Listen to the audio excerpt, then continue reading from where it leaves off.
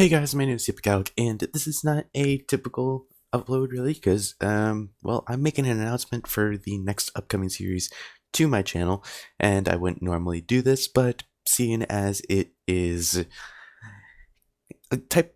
seeing as it has a history and there's a bunch of rules around it, I figured I should do this announcement now to kind of explain it and go over the history and the rules and all of that. Instead of trying to just jam it all into one video that also includes the gameplay and stuff. So trying to avoid like an hour-long video here as much as I can anyway. So I am happy to announce that the next upcoming series to this channel will be Day 2K GM mode, where myself and my friends Dale and Jim will be hosting our own shows using 2K20 Universe mode to book shows and to hopefully entertain you all, as well as ourselves, with what kind of matches we can see the computers put on. We already had a season in 2K19. We already did a complete season of the computers fighting thing. But due to my own laziness and multiple technical difficulties, I was not able to make highlight videos for 2K19. However, I'm holding myself accountable here by making this video and posting it way before I actually upload or work on any of the highlight videos for 2K20. This way, if it never happens, there's video proof that I didn't do it like I said I would. There's video proof that I said, hey, I'll do this, and I didn't do it. We should go over how we handled the draft in 2K19 and how that changed in 2K20.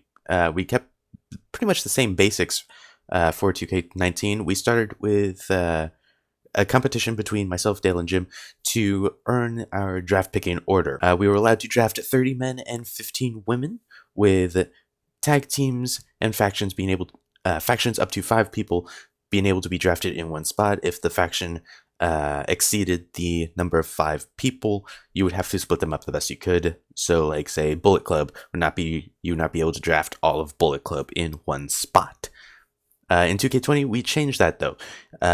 Tag teams you could still draft in one spot, but factions had to be split up between the tag team and the singles competitors, unless it's a faction that is pre-programmed into the game, such as the New Day, Lucha House Party, and we made an exception with the Forgotten Sons. In 2K20, when we did the draft, anybody that was a champion on any given brand would be exempt from the draft, meaning that they would stay on the brand they won the titles on. In 2K20, we also only drafted 25 men to compensate for the fact that we would keep our champions.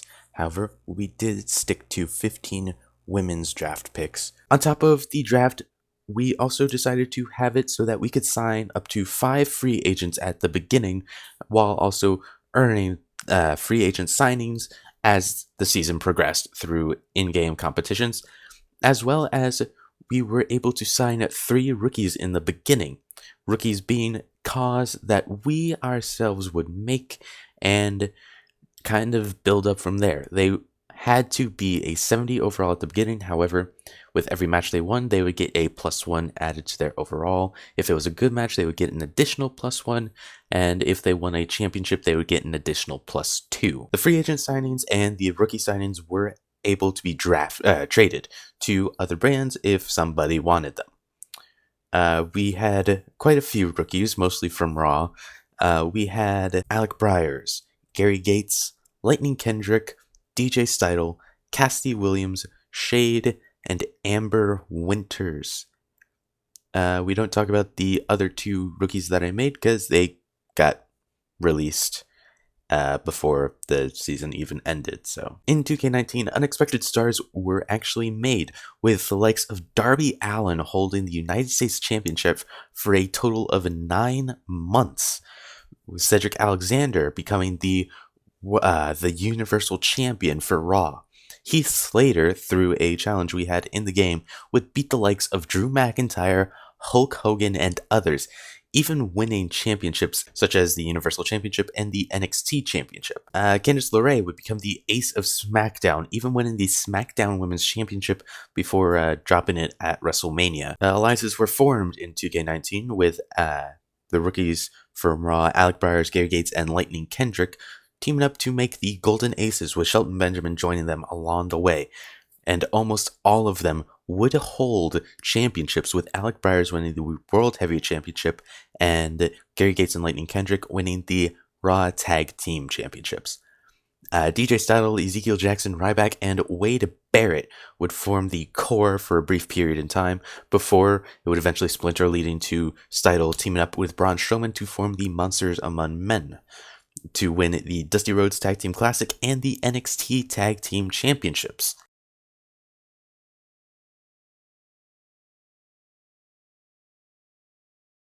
Shade would team up with Ember Moon to form Moonshade and would win the Women's Tag Team Championships twice. The likes of Kevin Owens, DIY, and Adam Cole would form a faction known as the Fantasy Four on SmackDown. However, that Adam Cole would eventually be kicked out of the group and replaced with John Cena. But as much as alliances were formed, alliances were also broken, as mentioned before. The core would implode, with Steidl being betrayed at Survivor Series by his fellow core teammates. Barrett would end up being injured in a match against DJ Steidl, in a no-holds-barred match specifically, and Ryback and Ezekiel Jackson would end up coming to blows as the season progressed. The Kabuki Warriors would also implode, despite Kairi Sane holding up the ladder to ensure that Asuka would become Mrs. Money in the Bank. Frustrations would build up, and Asuka would use the Poison Mist against Kairi after a failed attempt at winning the number one contendership for the Women's Tag Team Championships. The Main Event Mafia would also briefly reform, with Kurt Angle, Samoa Joe, and Sting to take on the Elite, Kenny Omega, and the Young Bucks. However, they would quickly end up imploding, which would lead to a losers leaves match between Kurt Angle and Samoa Joe, causing Kurt Angle to be traded to SmackDown for the rest of 2K19. Now, we can't go over the alliances and the unexpected stars without going over the history of the championships briefly, because there is a bit of history there. At the beginning, Raw would start with the Universal United States, the Raw Tag Team, and the Raw Women's Championships. However, by the end of the season, Raw would have the World Heavyweight Championship, the United States Championship, the Raw Tag, the Raw Women's, and the Hardcore Championship. The World Heavyweight Championship would be held by the likes of Cedric Alexander, Alec Byers, and the current champion AJ Styles. The United States Championship would be held by the likes of Matt Riddle, Darby Allin, as previously stated, and the current champion Samoa Joe. The Raw Tag Team Championships would be held by the likes of the Hart Foundation, Motor City Machine Guns, the aforementioned Golden Aces, Gary Gates and Lightning Kendrick, and now the current champions, the Broserweights. The Raw Women's Championship would be held by the likes of Lacey Evans, Asuka, Kairi Sane, and the current champion, Ronda Rousey, which is a bit controversial now, isn't it? The Hardcore Championship would have a very, very short history here, with Pentagon Jr. becoming the inaugural champion. Shane McMahon would briefly hold the title before it would be taken back by Pentagon Jr., and then the current champion, Drew Gulak, would defeat Pentagon Jr. and hold on to the title through WrestleMania. NXT had a interesting championship history, as they would start with the NXT Heavyweight, Junior Heavyweight, NXT Tag Team, and Women's Championships. However, the NXT Openweight Championship would show up at some point between the start and the finish of 2K19. However, they would end with the NXT Championship, the North American Championship, the NXT Tag Team, NXT Women's, and the NXT United Kingdom Championships. The NXT Championship, otherwise known as the NXT World Heavyweight Championship for a brief moment in time, would be held by the likes of Kazuchika Okada, Jay White, and the current champion, Roman Reigns, who at some point in Universe Mode has turned heel, has turned his back against has turned his back to the fans. The Junior Heavyweight Championship would be held by the likes of DJ Steidl, Ricochet, Kota Ibushi, before being replaced by the North American title, which would be held by the likes of Dominik Dijakovic and the current champion, Kane. The NXT Tag Team Championships would be held by the likes of the Gorillas of Destiny, the Usos, the Undisputed Era from Raw, still being our only interbrand champions, and the current champions, the Monsters Among Men, DJ Steidl and Braun Strowman.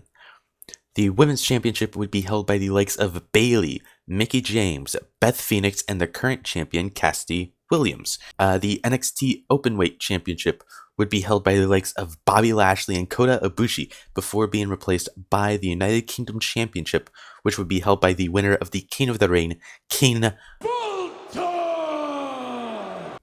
before he would lose it to the current champion, Aleister Black, at WrestleMania.